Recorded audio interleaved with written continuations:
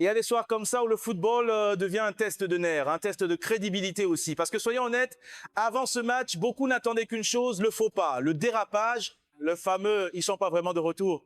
Et ce soir-là, face à Villarreal CF, le Real Madrid savait exactement ce qui se jouait. Pas seulement 3 points, mais un message. Un message envoyé à ceux qui relativisaient encore le match précédent, à ceux qui expliquaient que ce n'était que Monaco, à ceux qui attendaient au tournant, prêts à dégainer au moindre faux pas. Même côté madrilène, soyons francs, il y avait une forme de doute, une attente silencieuse. Qu'est-ce que ce Real allait vraiment montrer ce soir? Et la première réponse n'est pas venue d'un but, elle est venue d'un détail que beaucoup sous-estimons, la continuité, la cohérence. Cette sensation rare, presque oubliée ces derniers mois, de voir une équipe qui sait où elle va. Parce que oui, avant même de parler de but, de pressing ou de star offensive, il faut parler d'un choix fondamental. Le 11, la structure, la répétition. Avec Alvaro Arbeloa, on commence à voir quelque chose de clair se dessiner. Même ossature que le match précédent, une seule adaptation imposée par la suspension de Aurélien Tchouaméni, remplacé par Eduardo Camavinga, et surtout une impression nette, ce staff ne bricole pas. C'est un contraste frappant avec ce que le Real a vécu auparavant. Pendant des mois, chaque match ressemblait à une nouvelle expérimentation, une composition qui fonctionne un soir, puis disparaît le match suivant.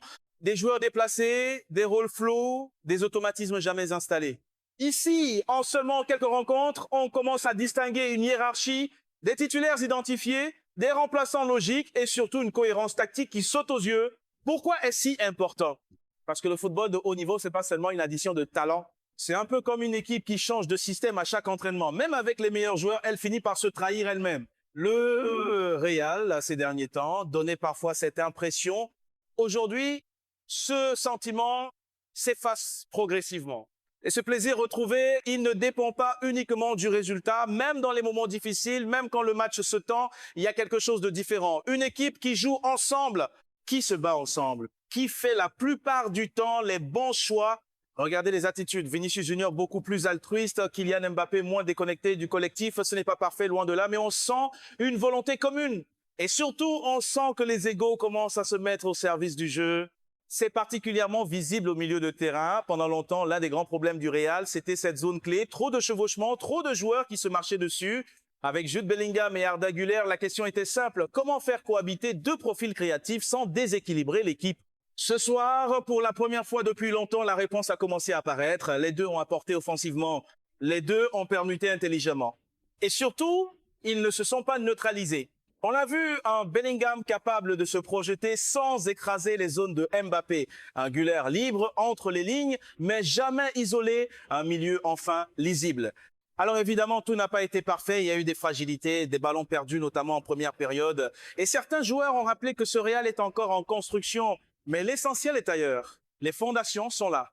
Dans la suite, on va entrer beaucoup plus en profondeur. On va décortiquer le pressing, les rôles précis, les ajustements défensifs et surtout cette dynamique collective qui change lentement mais sûrement le visage du Real Madrid. Maintenant, on va voir ce qui a vraiment fait basculer ce match. Parce que si la base était saine, si la structure était claire, il restait une question essentielle. Comment ce Real Madrid allait gérer l'intensité, le pressing et les moments clés face à un adversaire venu jouer cette fois? Et contrairement au match aller, Villarreal CF n'est pas venu poser le bus. Ils sont venus avec des intentions, bloc plus haut, sortie rapide, jeu dans le dos de la défense madrilène. Une stratégie logique face à un Real qui défend très haut. Résultat, une première mi-temps assez équilibrée. Le Real a davantage le ballon, mais Villarreal se procure aussi des situations. Pas des occasions énormes, mais assez pour rappeler que la moindre erreur se paie. C'est là que le pressing madrilène devient un élément clé. Et franchement, c'est l'un des plus gros changements visibles depuis quelques semaines. Sous l'ancienne dynamique, on reprochait souvent à cette équipe de défendre en marchant, de laisser le premier rideau se faire éliminer trop facilement. Là, on voit autre chose. Kylian Mbappé presse. Pas de façon parfaite, pas comme un pur numéro 9 défensif, mais il coupe les lignes, il oriente. Vinicius Junior fait les efforts. Jude Bellingham est constamment dans le dos du porteur. Même Arda Güler participe au repli. C'est pas spectaculaire, mais c'est fondamental. Parce que quand tout le monde presse, même imparfaitement, l'équipe devient compacte. Les distances se réduisent. Et Villarreal, malgré ses intentions, finit par jouer plus vite que prévu, donc moins bien. Et puis arrive ce moment charnière. Le retour des vestiaires, le genre de moment où soit tu doutes, soit tu frappes. Et le Real frappe. L'action part d'un joueur qui a été au centre de beaucoup de débats ces derniers mois. Vinicius, bouillant, percutant, impliqué. Il élimine, il provoque, il force le déséquilibre. Sa frappe est contrée, mais le ballon traîne et Mbappé est là. Froide, clinique, 1-0. Très vite, trop vite pour Villarreal. À partir de là, le match change de visage. Villarreal ralentit, le Real contrôle davantage. Pas une domination écrasante, mais une maîtrise émotionnelle. Et ça, c'est nouveau. On sent une équipe qui sait quand accélérer et quand calmer le jeu. Derrière, défensivement, c'est solide. Thibaut Courtois vit un match tranquille, presque trop tranquille. Ce n'est pas un hasard. La ligne défensive fait le travail. Mention spéciale à Federico Valverde dans ce rôle hybride assis. Beaucoup le veulent au milieu, mais à ce poste, il apporte une sécurité énorme. Course, duel, lecture. Il ne triche pas. De l'autre côté, la défense reste compacte, même quand Villarreal tente de pousser en fin de match. Et puis, il y a ces histoires humaines que seul le football sait créer. Brahim Diaz, une soirée compliquée émotionnellement, le retour de certains joueurs adverses, les symboles, les images, les caméras insistantes. Et ce penalty transformé par Mbappé avec une Panenka qui fait parler. Sans entrer dans l'intention, le malaise est là, le football peut être cruel dans ses détails et parfois il oublie l'humain derrière le joueur. Mais sportivement, le Real ne tremble pas, le penalty tue le match. Villarreal pousse un peu plus tard, notamment avec des entrées offensives, mais sans vraiment déséquilibrer un bloc madrilène concentré jusqu'au bout. Ce qu'il faut retenir, ce n'est pas seulement la victoire, c'est la dynamique. Un Real qui presse mieux, un Real plus cohérent dans ses rôles. Un Real où les stars commencent à fonctionner ensemble plutôt qu'en parallèle. Alors passons maintenant à la lecture plus globale. Ce que cette victoire dit de la suite, des choix à venir, des joueurs qui s'installent et des dilemmes qui arrivent très vite pour le staff. Dans la suite, il faut prendre un peu de hauteur. Parce qu'un match, aussi abouti soit-il, ne vit jamais seul. Il s'inscrit toujours dans une dynamique plus large. Et ce que ce Real Madrid montre aujourd'hui pose déjà des questions intéressantes. La première, elle est évidente, la concurrence, avec les retours progressifs, les joueurs qui montent en puissance et ceux qui s'installent match après match. Alvaro Arbeloa va devoir trancher et pas sur des détails. Sur les côtés, par exemple, le poste d'ailier droit devient un vrai casse-tête positif. Des profils différents, des apports différents. Certains plus travailleurs, d'autres plus décisifs, balle au pied. Et c'est là que le rôle de l'entraîneur est crucial. Trouver l'équilibre entre générosité défensive et impact offensif. Un ailier qui presse sans apporter devant, c'est utile, mais limité. À l'inverse, un ailier brillant mais passif sans ballon peut déséquilibrer tout un bloc. Autre point clé, le milieu.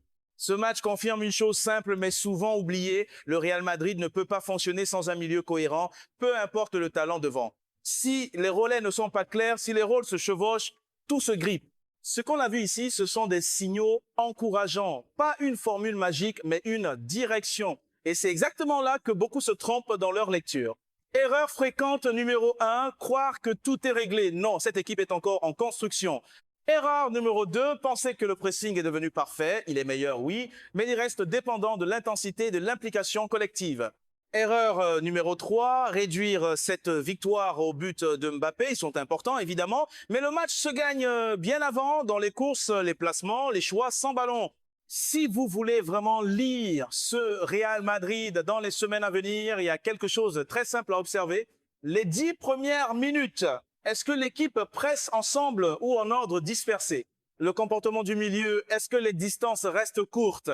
Les transitions, est-ce que le premier choix est collectif ou individuel? Et surtout, les réactions après une perte de balle.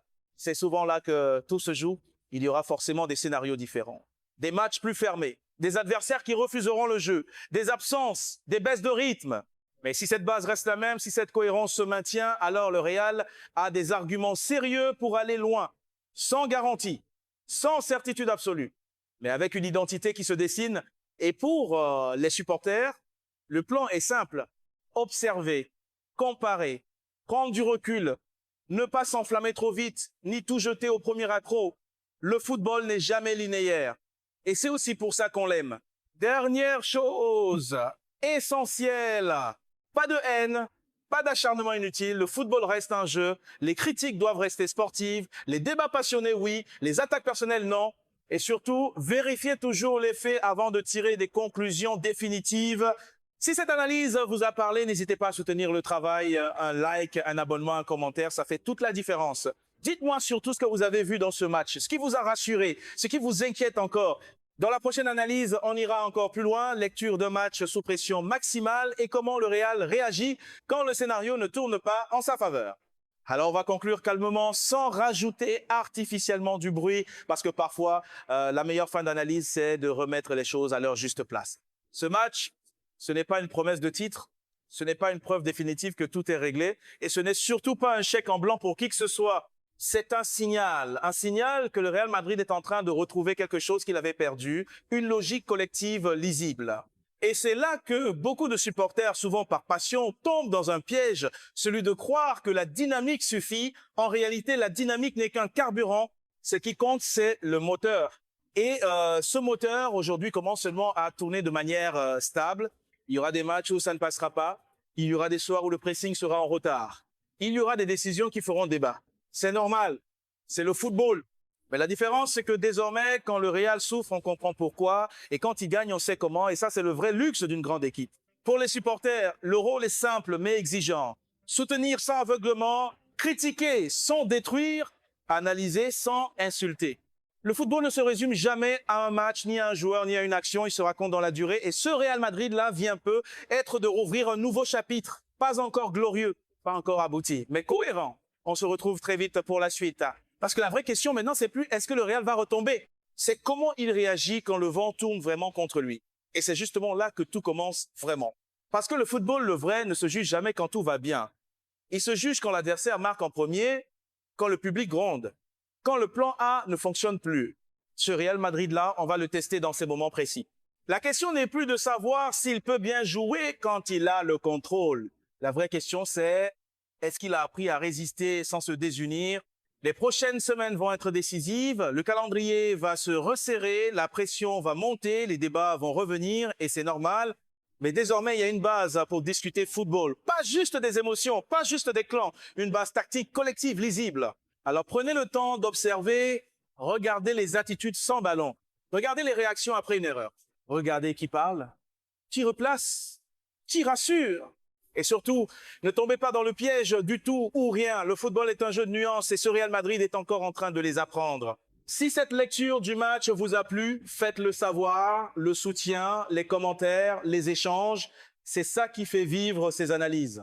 Et dites-moi, quel joueur vous a le plus surpris sur ce match et pourquoi? On se retrouve très vite. Parce que la prochaine analyse ne parlera pas de confort, mais de survie footballistique.